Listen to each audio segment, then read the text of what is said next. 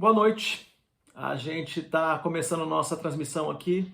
A gente preparou um encontro especial hoje, né? De duas formas a gente está se encontrando. É especial porque esse aqui é voltado para aquelas pessoas que acompanham a gente pela transmissão. A gente já teve um encontro mais cedo para aqueles que puderam vir presencialmente. A gente teve um almoço comunitário, a gente teve batismo. Nosso encontro foi um momento bem especial aí com aqueles que puderam estar presencialmente. Então a gente fez em outro lugar. E a gente tem, então, essa alegria, né? A gente teve o batismo do Bernardo hoje e para a gente isso é um motivo de grande alegria. E agora, né, um encontro com aqueles que só podem acompanhar a gente pela transmissão. A gente está numa fase de transição, uma fase de mudança e é importante não esquecer que são as últimas semanas que os nossos encontros, pelo menos por essa fase, acontecem aqui no Planalto Paulista. Então, a partir do mês de abril, primeiro domingo de abril, nós nos encontramos, nosso encontro, né, aos domingos, às 19 horas, será lá no auditório Largo da Batata, que fica em Pinheiros.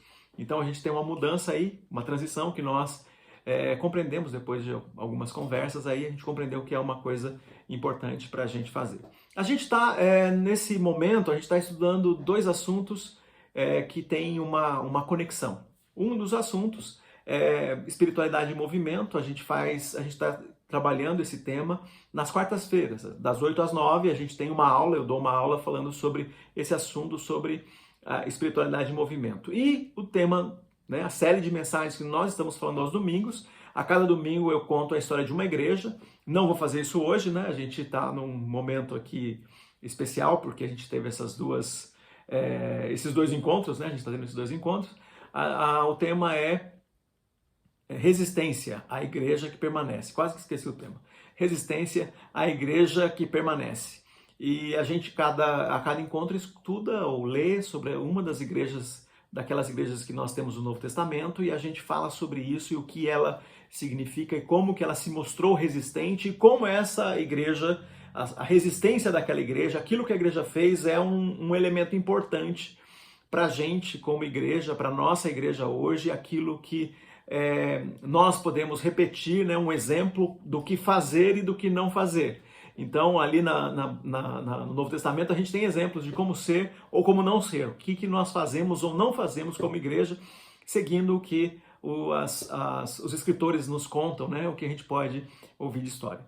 Mas, considerando a questão da igreja em movimento, né, e a resistência, né, a espiritualidade em movimento e a igreja que permanece, a igreja que resiste, em algum ponto a gente tem que conectar esses dois assuntos, mas eu queria trazer essa questão do movimento para considerar o seguinte: nós dependemos do Espírito Santo. O Espírito Santo é uma força, um poder que transcende aquilo que é possível ao ser humano explicar. Transcende porque o Espírito Santo é Deus e ele está atuando nas pessoas e atuando na igreja.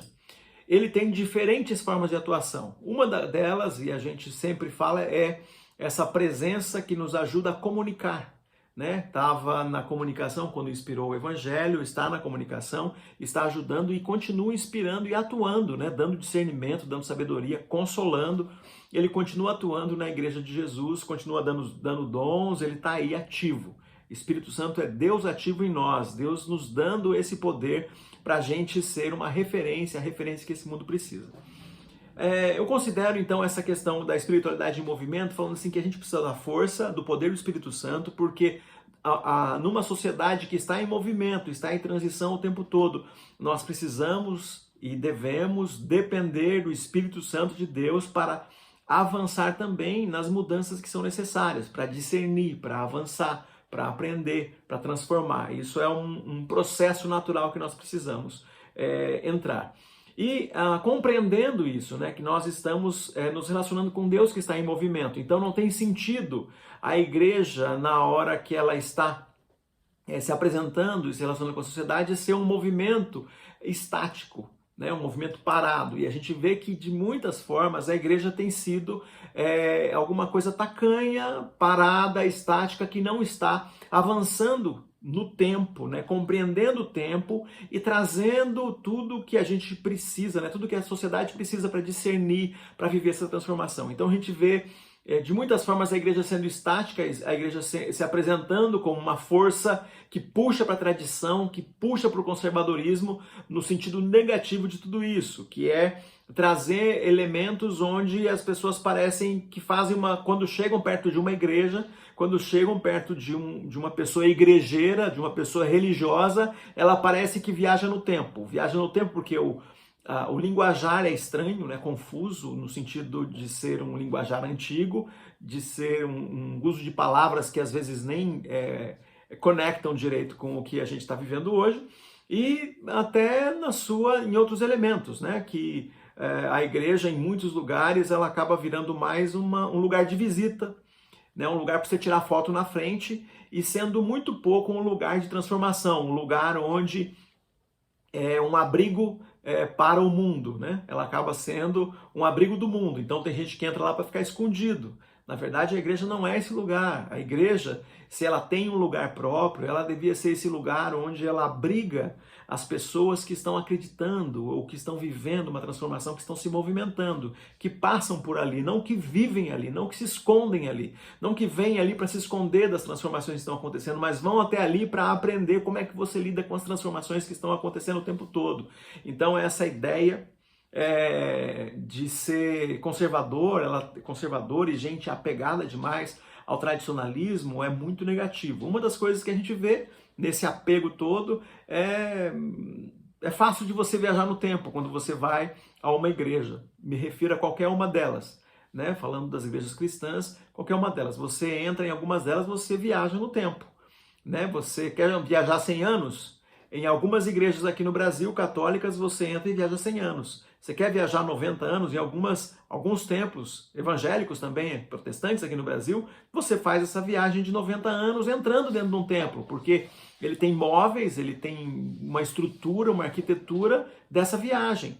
Agora você pode entrar num lugar que a arquitetura ela remete ao presente, ela traz para o presente, mas ela tem formas de se conectar com a cultura que remete ao passado, que remete à tradição e que não trata das pessoas que estão vivendo hoje. Então não está lidando, não está enfrentando, tratando de questões que são do nosso tempo. Então a igreja ela deve ser relevante para essa geração, porque a igreja de hoje é para hoje. A igreja de hoje não deve viver como se pastoreasse, se cuidasse, se estivesse ativa em relação ao passado. Nesse sentido, a igreja deve ser uma revolução, ela deve estar vivendo uma revolução, ela está se movimentando. Isso tem tudo a ver com Deus. Desde Gênesis, capítulo 1, no versículo 1, a gente tem ali o texto dizendo que o Espírito de Deus se movia, movimento sobre a face das águas. Então, toda vez que a gente olha para a Bíblia, a gente está vendo um Deus ativo em tudo que está acontecendo e se movimentando em tudo, nos chamando para a gente estar em movimento também. Quando a gente olha para o texto, hoje, né, nós tivemos o batismo, então o texto de Mateus, capítulo 28, o Ide, né, quando Jesus diz: ide por todo mundo, pregai o evangelho a toda criatura, batizando-os em nome do Pai, do Filho e do Espírito Santo. Ide, vai, esteja em movimento, se movimenta em todas as áreas da nossa sociedade, em cada esfera, em cada lugar da sociedade, é o teu lugar, esteja em movimento nesses lugares. Então, compreenda o seu lugar, descobrindo uma forma de que Jesus pode ser essa referência para quem está se movimentando. Então, a gente de vez em quando está pegado demais ao discurso, ou a gente está silencioso demais, como se não precisasse falar nada, lembrando que isso é um conjunto, né? A vida fala pelo comportamento e o discurso está alinhado ao comportamento. Então, quando falo daquilo que faço. Quando faço, só o que faço já é uma mensagem, mas o que faço está lastreado pelo que sei e pelo que falo. Então a gente precisa estar num conjunto onde tem sentido aquilo que nós falamos e fazemos. Então, ao viver como discípulo, a gente vai ver isso. O texto que eu quero fazer uma reflexão para concluindo aqui isso que estou falando, é também um texto que fala desse movimento. Hebreus capítulo 12. Portanto, uma vez que estamos rodeados de tão grande multidão de testemunhas, livremo-nos de todo o peso que nos torna vagarosos e do pecado que nos atrapalha. e corramos com perseverança a corrida que nos foi proposta diante de nós. Mantenhamos o olhar firme em Jesus, o líder e aperfeiçoador da nossa fé. Por causa da alegria que o esperava, ele suportou a cruz sem se importar com a vergonha. Agora ele está sentado no lugar de honra, à direita do trono de Deus. Pensem em toda a hostilidade que ele suportou dos pecadores. Desse modo, vocês não ficarão cansados nem desanimados. Então, se a gente lembrar do sacrifício de Jesus, do que ele fez por nós, a gente vai olhar para a nossa corrida, para o nosso desafio e não vai desanimar. Então, o desafio que a gente está tendo aqui do autor de Hebreus é dizendo, cara, continua teu movimento, continua a tua corrida. Eu acho que de vez em quando a gente olha para os desafios que estão aqui do nosso lado, a gente conjugar tudo isso, né? Semana passada a gente teve o Dia Internacional da Mulher, nessa semana. Dia 8 de março, o Dia Internacional da Mulher. E a gente olha para tudo isso que é colocado, né, a respeito da mulher. Aliás, é um dia especial para a gente lembrar de uma coisa que não deveria ser esquecido nunca, do quanto que somos abençoados pelas nossas irmãs, esposas, amigas, colegas de trabalho, cunhadas, noras, filhas, o quanto que a gente é abençoado por essas pessoas que são filhas, né, irmãs, gente especial demais que está aí na nossa vida. Então, um dia especial para lembrar disso, mas não é só nesse dia. Mas aí, nesse momento, a gente começa a lembrar do quanto a sociedade tem um padrão esperado e desejado para a mulher.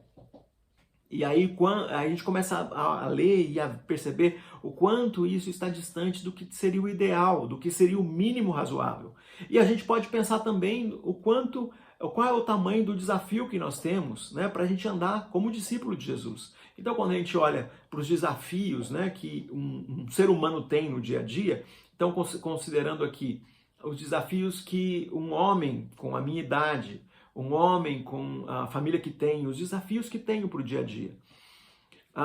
E esses desafios, como que eu vivo esse desafio sendo discípulo de Jesus? Então, considerando os desafios que uma mulher tem na nossa sociedade sendo uma discípula de Jesus, os desafios que um adolescente, os desafios que uma pessoa que já está com idade avançada, quais são os desafios que nós temos inerentes à nossa fase de vida, mas aplicados àquele que já decidiu que é discípulo de Jesus, aquele que aceitou Jesus como Senhor e Salvador. Então, quando o autor de Hebreus está dizendo isso, ele fala, você está cercado por um grande número de testemunhas. Né? Você tem gente que está olhando esse rolê que você está dando, gente que está de olho naquilo que você está fazendo.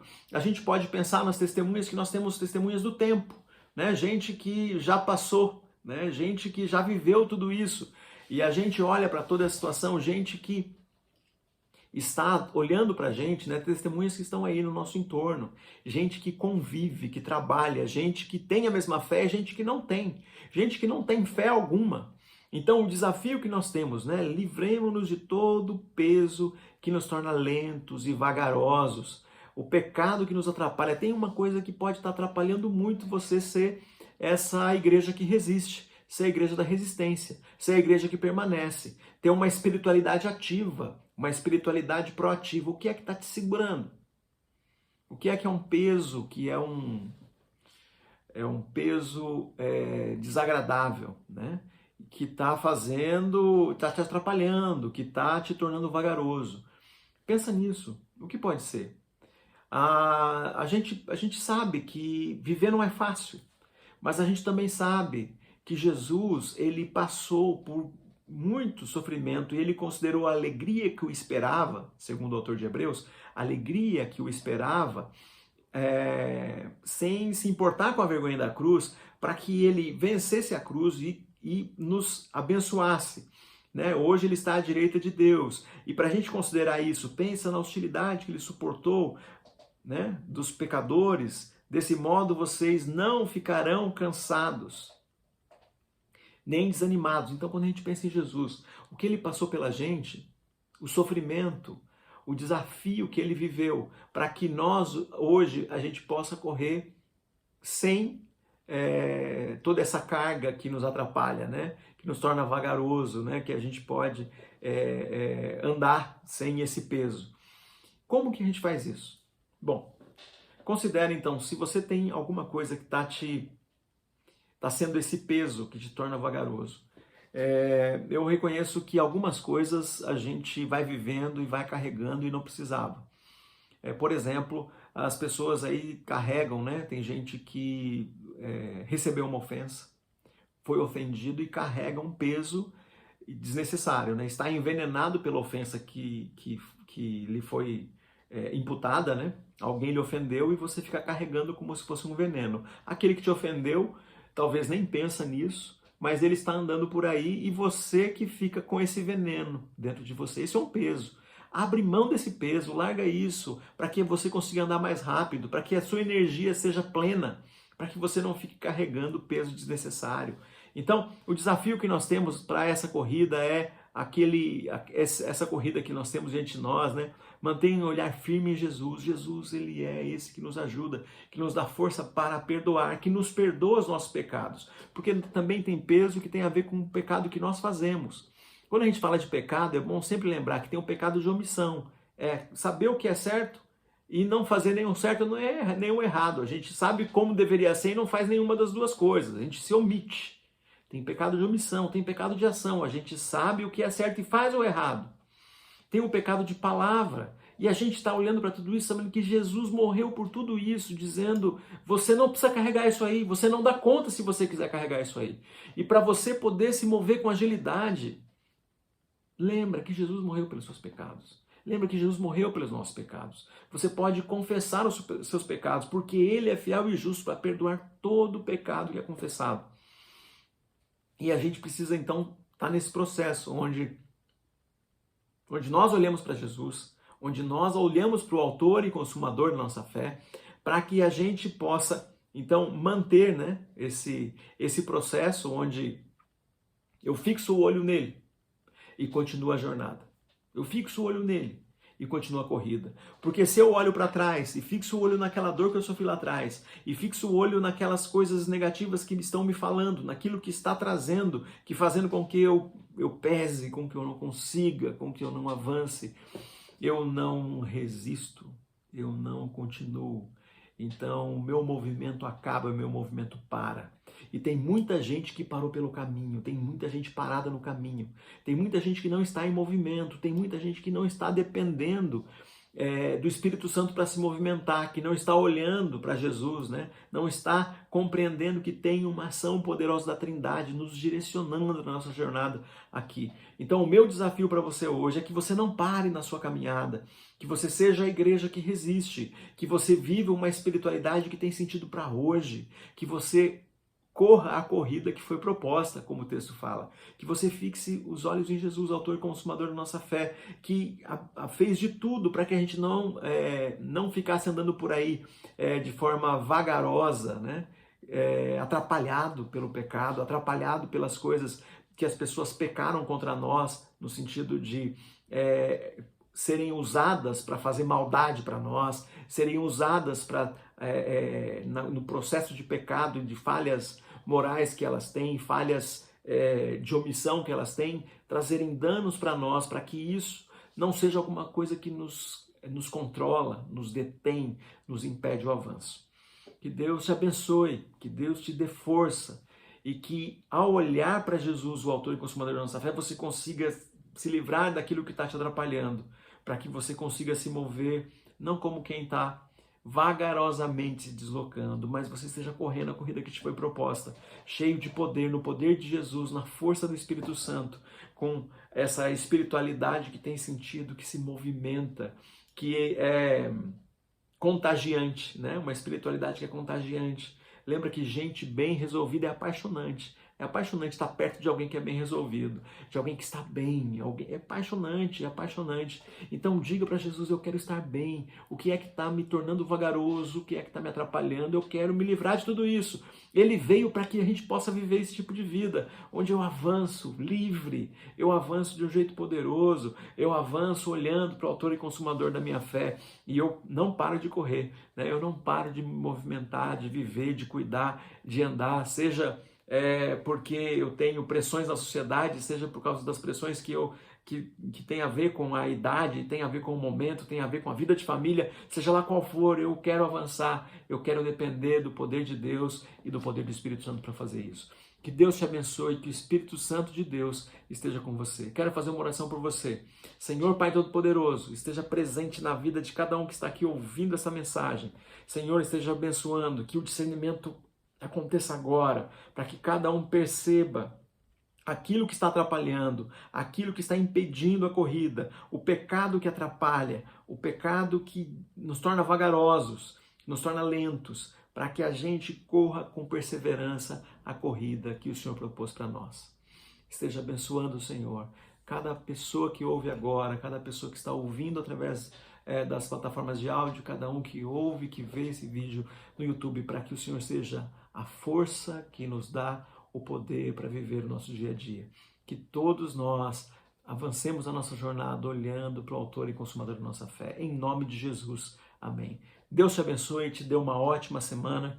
Que o Espírito Santo de Deus esteja presente na sua vida. Que Jesus, o autor e consumador da nossa fé, te acompanhe.